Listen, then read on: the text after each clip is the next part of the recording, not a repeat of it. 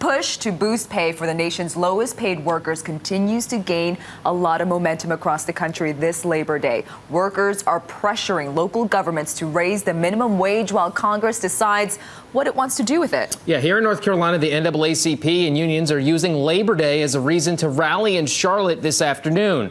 They're demanding an increase in the minimum wage. Now, earlier this morning, they held a briefing in downtown Raleigh to explain why the pay increase is so crucial. WNCN today's Steve Sprasia was there.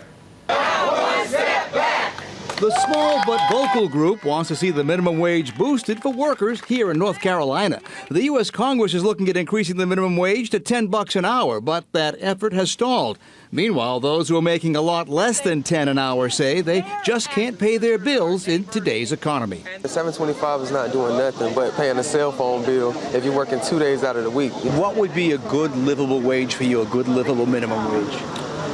$15 an hour, that would be very good.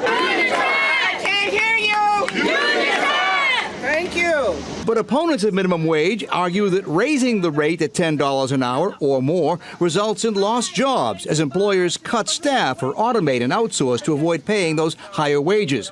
But unions say paying a bigger minimum has benefits to taxpayers in the long run. If we did that, demand for public assistance would decrease, consumer spending would increase, and our economy would work for everyone. Now, because Congress hasn't acted yet, some local governments have taken matters into their own hands. For example, several states like Connecticut, Maryland, Hawaii, and Massachusetts, as well as Vermont, require employees to pay $10 an hour or more. Supporters of a higher wage here in North Carolina don't expect this state to do that, so they say they're counting on the federal government to require that increase.